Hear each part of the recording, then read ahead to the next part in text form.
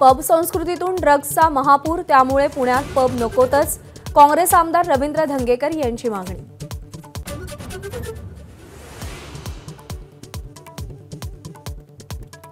मुंबईतील महत्त्वाकांक्षी कोस्टल रोडचा पहिला टप्पा फेब्रुवारी अखेर किंवा मार्चच्या पहिल्या आठवड्यात सुरू होणार.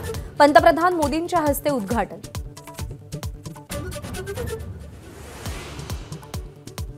देशभरात सीबीआयचे 30 ठिकाणांवर छापे. जम्मू काश्मीरचे माजी राज्यपाल सत्यपाल मलिक यांच्यासह निकटवर्तीयांवर छापेमारी. मुंबईसह यूपी, बिहार, राजस्थान, हरियाणातही कारवाई.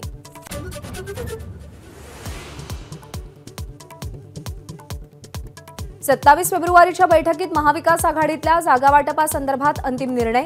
बैठकांना ब्रेक लागल्याच्या चर्चांवर खासदार संजय राऊतांचं उत्तर. शिंदे-फडणवीस सरकारकडून अदानींना मुंबई विकण्याचा घाट घातला जातोय. संजय राऊत यांचा गंभीर आरोप. देवेंद्र फडणवीस मुंबईचा सौदा करत असल्याचं राऊतांचं वक्तव्य.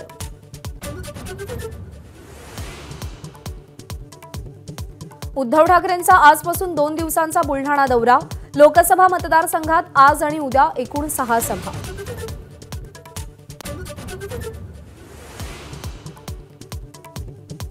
स्वातंत्र्यवीर सावरकरांना भारतरत्न देण्याची कुटुंबियांची कधीही मागणी नव्हती. नड्डांच्या भेटीनंतर रणजित सावरकरांची स्पष्टोक्ती.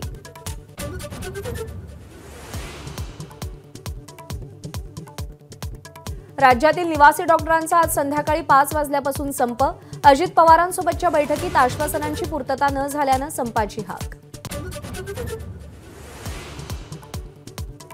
समुद्रात सुरू असलेल्या जेएसडब्ल्यू कंपनीच्या कामामुळेच रत्नागिरीतल्या जयगड किल्ल्याच्या बुरुजाला तडे. पंचांचा जेएसडब्ल्यू कंपनीवर आरोप. लवकरच कारवाईचा निर्णयही घेणार.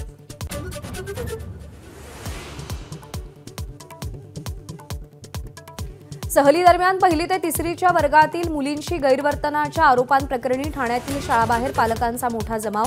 शाळा प्रशासनाची बदली करण्याची पालकांची मागणी.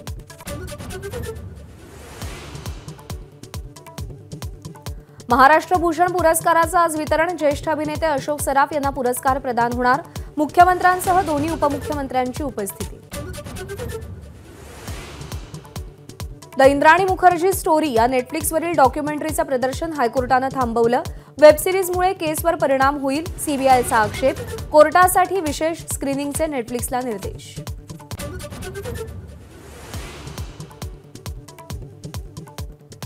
उसाचा खरेदी दर प्रतिटन 3150 वरून 3400 रुपयांवर. केंद्रीय मंत्रिमंडळाची मंजुरी. 1 ऑक्टोबरपासून सुधारित एफआरपी लागू होणार.